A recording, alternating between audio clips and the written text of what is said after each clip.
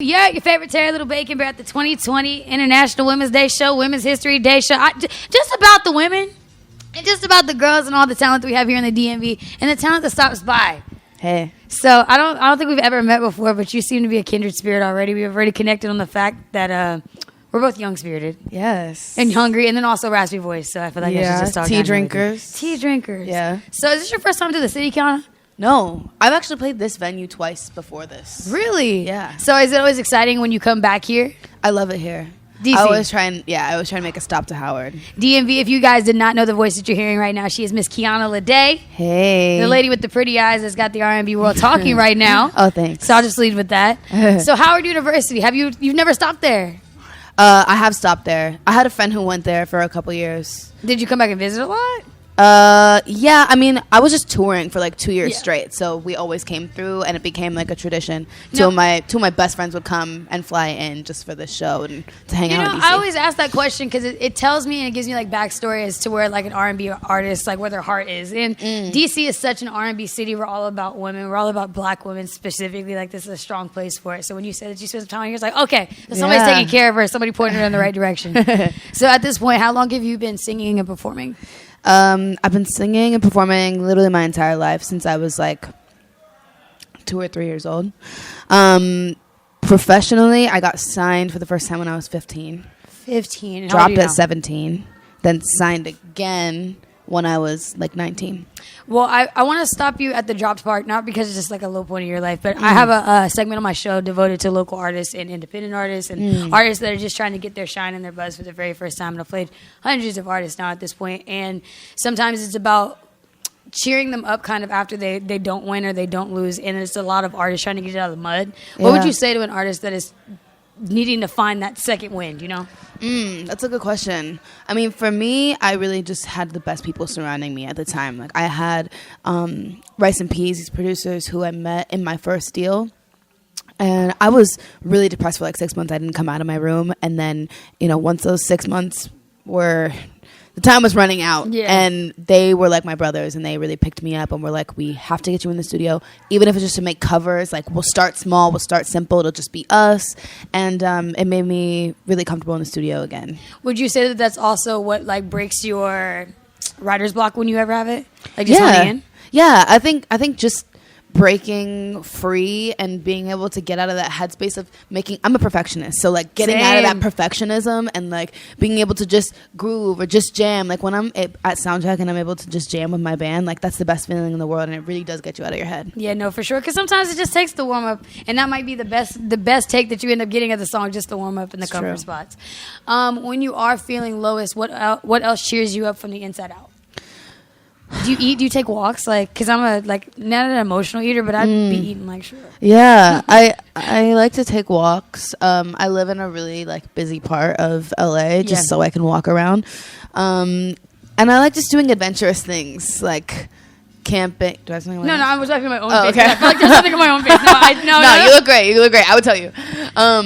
Yeah, I like just doing adventurous things. I like camping. I like hiking. I like rock climbing. So you're an outdoorsy lady. Yeah. Well, I'm a bear, so I gravitate to things that are outdoors and very bear-like. So I can feel. So we're basically best friends. We're basically. You said you're an Aries. Now I don't know much about Aries, but what are their like traits? Crazy. Are you a crybaby? I'm a crybaby, but I cry because I'm frustrated. Like Same. I cry if I'm exhausted. I cry if I'm mad. I cry if I'm sad. I just cry like because of everything. I'm really quick to catch a temper. Ooh. But I'm also really, really loving, really outgoing, really generous. We might be best friends after all, because I have all those traits above. It's just a lot of fire. It's good. No, that's a great thing. And you said this before also, like that you have a mischievous spirit about yourself. Is there like a secret that you would like to tell right now of like something mischievous that you've done lately that just got to get off your chest? Okay, I'll give you one. Okay. So I was in the studio the other night, and there was this guy who worked in the studio next to mine, and of course the virus is going around right now. He's like, "Yo, can I like borrow some of like your wet wipes?" And I'm thinking to myself, "You're gonna need your own wet wipes, and you can't use mine." So I told him, "No, we didn't have any," and I just felt like a crappy person. But like, am I bad because you don't have any damn wet wipes? Like, I'm not supposed to share with you. So that's a small mischievous thing I did. Yeah, that's pretty mischievous, I would say. That's on a small scale because anything now else he's gonna get coronavirus because of you. You know what? But he also then like didn't need any more after that. Like you're on your own. I think I'm just mischievous all around, and I roast people a lot for no reason. Really? That's my humor. It's just who I am. Do you watch Curb Your Enthusiasm? No.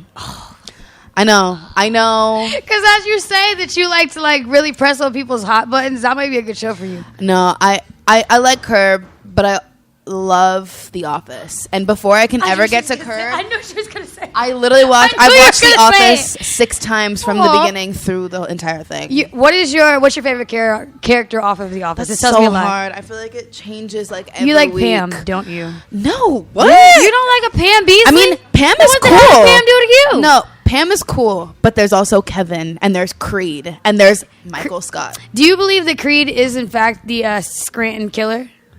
No, I think you mean the Strangler. Strangler, killer. Strangler? No, I think it's Jim. You're the only person that thinks it's Jim. No, so you don't think it's Creed? You don't think it's Toby? It's Jim. It's Jim Halpert. Mm-hmm. Then how would he have time to love Pam? Listen, you've seen Ted Bundy, right? Yeah. Charming, good looking, seems really clean cut. Maybe I don't know. We gotta keep our eyes on Jim. You know, honestly, I'm getting distracted here because I'm just like, now. What other theories do you have on this show? Anything else? No. Man, that was a deep one. Honestly, if I was on a first date, that's like what I would lead with because I'm really bad on first dates. Oh, are you? Yeah, no, like that's totally I'm the thing I would want to sorry. talk about. Like, yeah, like so. What's your favorite character? Like off The Office? And they're like, I don't watch The Office, and you're like, great, I have nothing else to talk about. Right, like, this date is over. Bye. It literally, it's like, so what's your favorite color? Like, what do you like to do? Do you color often? But that's totally just me. With R&B just being, I feel like in a weird spot, not because there's nothing of quality or like there's not things that are great to be shined on. What's your stance on R&B right now? Because I think the R&B world is even in flux right now. They're arguing about like where their place is in the world. They don't even have to fight for that. I think with R&B, it's really not, we are in such a weird place just because of politics, but I think in general, R&B is one of the best genres, if not the best genre in the entire world, because we're so honest. I think the thing that's so beautiful about R&B, and it's kind of a blessing and a curse, is that people really have to go out of their way to look for it. And that means that people are going to be so much more connected to the things that they do find, because it means that it really truly speaks to them. I know that my fans, when they're singing my songs, they know every single word and they feel every single word. And the reason that they've stuck with me for so long and listen to my music every day is because they really, really feel it and they had to work for it to find it. So I wish that wasn't the case, but that is my silver lining in that. Well, the thing is about R&B, like you said, is a bonding experience, and it's almost best that they stumble across it organically so that you can tell a full, unadulterated story to somebody who's willing to hear it and they're listening and they're in the same space as you, right? Yeah. I would say that this is like your first real swing at radio right now. What's that reception been like?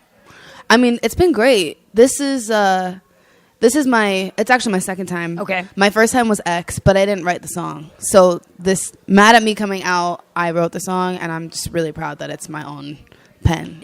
So in the future, do you think that you'll dive more into your own pen exclusively? Yeah, X is actually the only song that I didn't write that I've ever Do you still feel good about it? Yeah, I feel great. I mean, listen, that song, the only reason I sang that song was because I truly felt like I could have written it, and it also brought me really close to one of the writers of that song, and she helped me write a lot of my other songs. That's so perfect. It was kind of like a perfect introduction to who I was going to be and destined to be, and who I was meant to bring into my creative process. Well, I'm excited to see what's going to ground you in 2020, because it's going to be a huge year for you. Since we're meeting like this, I just know that you'll keep this energy alive. And not a lot of artists are hungry or just willing to talk on these platforms and be just so fluid. So I appreciate you for being so candid. I'm excited.